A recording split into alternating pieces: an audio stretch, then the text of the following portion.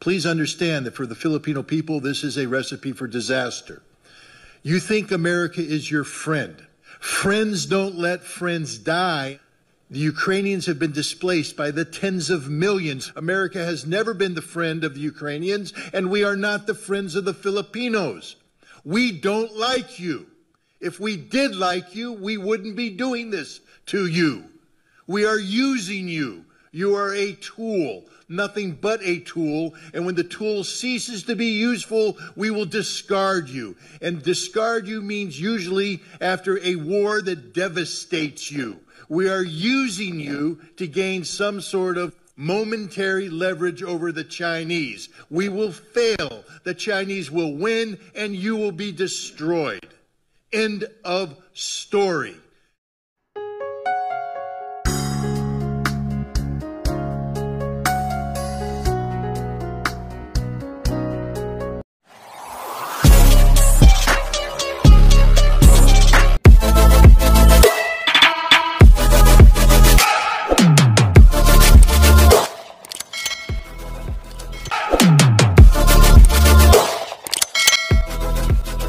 Na real talk tayo ng isang Amerikano partner na isang dating intel officer kaugnay po sa relasyon ng China at ng US.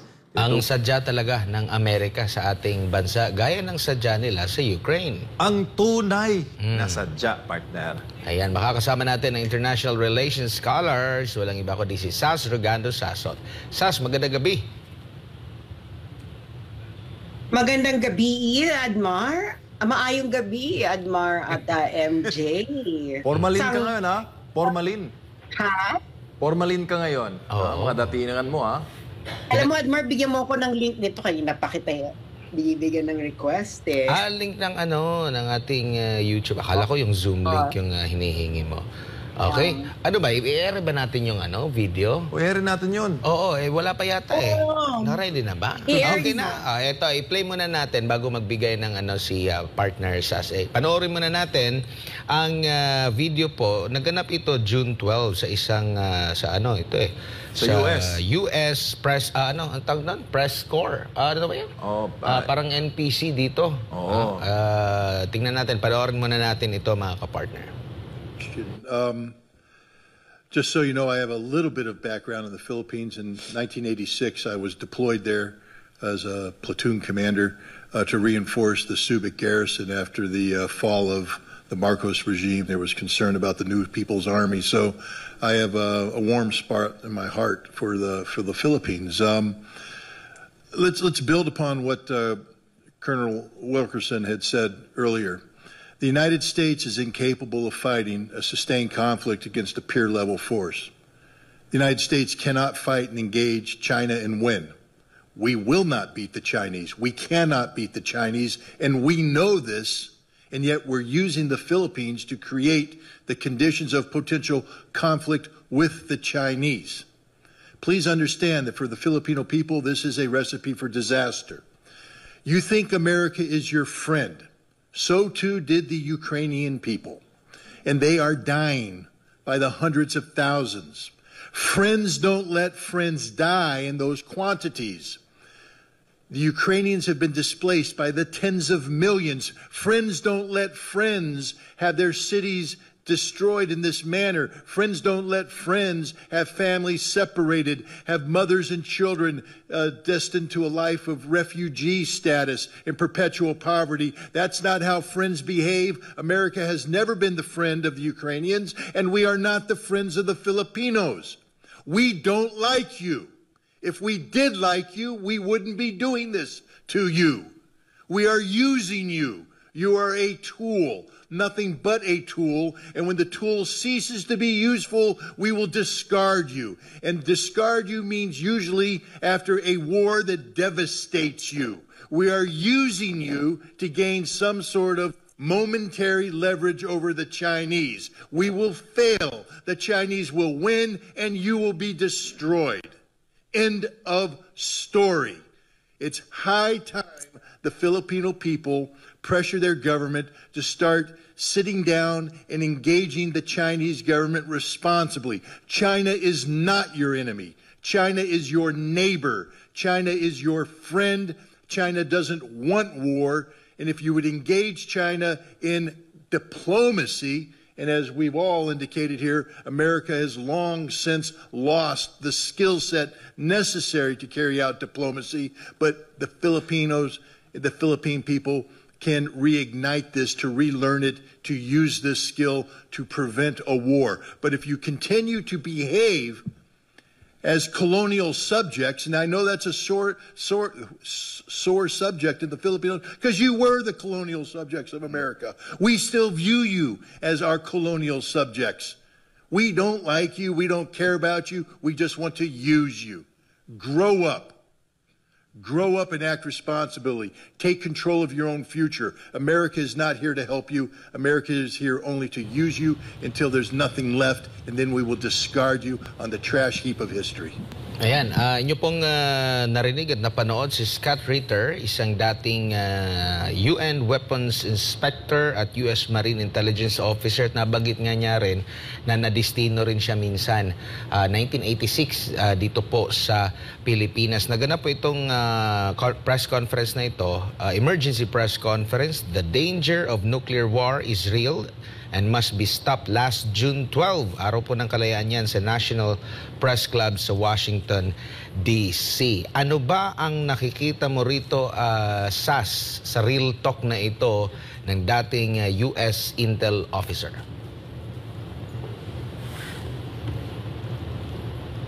Ay, ang audio.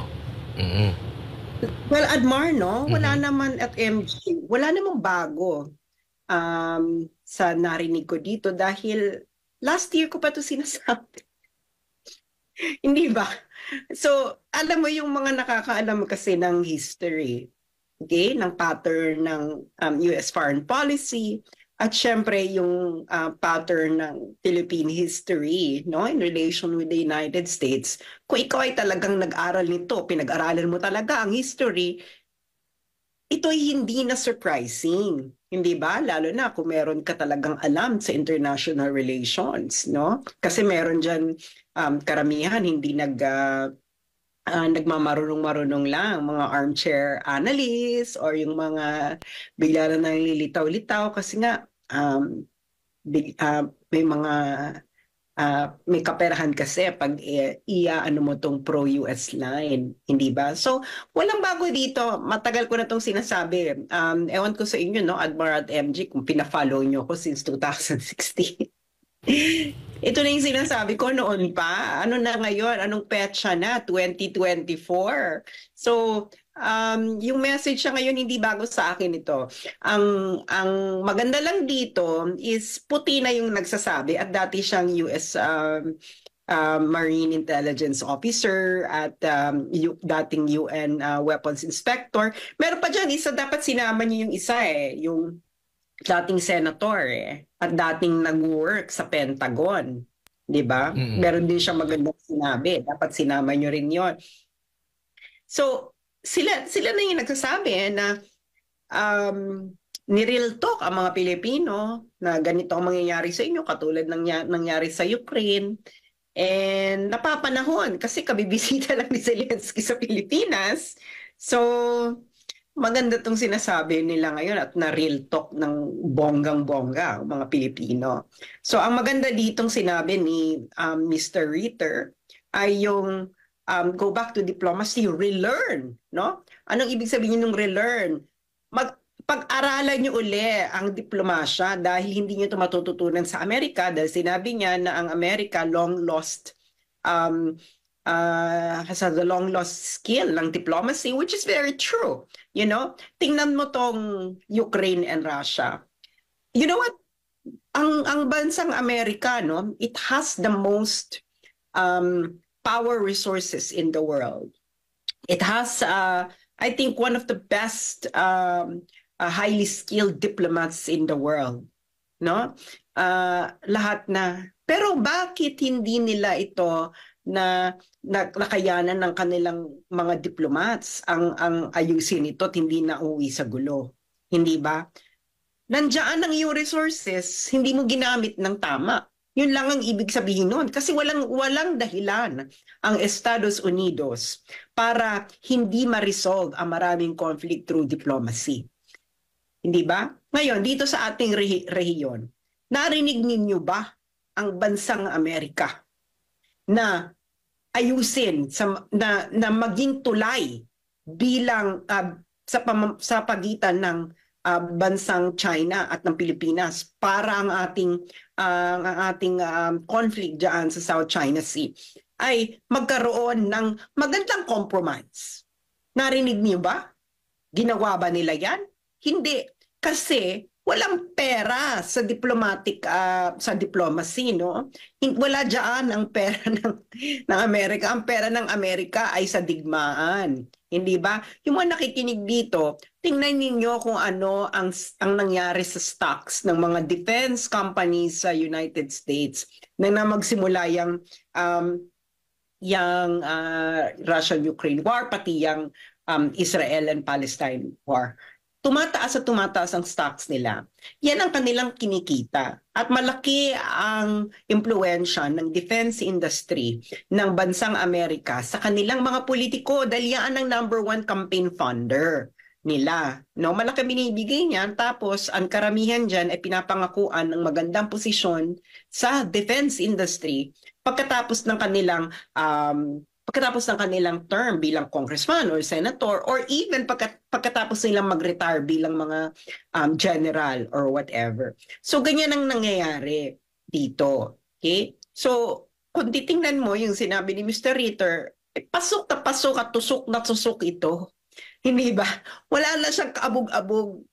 Wala na siyang pagtatago. Sinabi na niya kung ano ang mangyayari. Ngayon, dahil ayaw naman makinig ng mga Pilipino sa mga katulad namin, baka naman dito pag puti na yung nagsabi at dating US Marine Intelligence Officer, tapos yung isa dyan, yung dating senator nga, Republican senator, at dati rin siyang he's a retired colonel, ay siguro baka magising-gising na ang ating mga Pilipino at yugyugin nila ang gobyerno para bumalik sa diplomasya. Ngayon, kung hindi nila kaya ang makipag-negotiate sa China, palitan nila yung mga diplomats na nakakaalam kung paano makipag-negotiate sa China. Hindi ba? Kasi ang isang bagay, pag ito ay nauuwi na sa brasuhan, ibig sabihin, your diplomats failed. That's as simple as that. Now, kung yung diplomats mo ay nag-fail, hindi mo dapat ito daanin, i-escalate into brasuhan or mag-hire or pagsalitain mo itong mga katulad ng ating kaibigang spokesperson ng Philippine Coast Guard na walang ibang ginawa kundi magbunga nga. Wala naman siyang alam sa international law, international diplomacy. I know his CV. He doesn't know anything about those things. Hindi ba?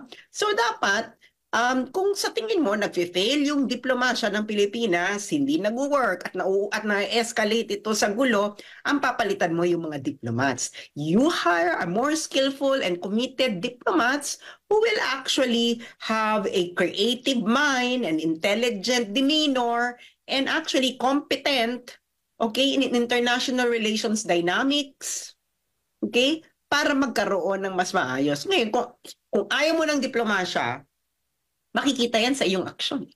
Makikita yan sa pamamaraan ng iyong pakikipag-usap.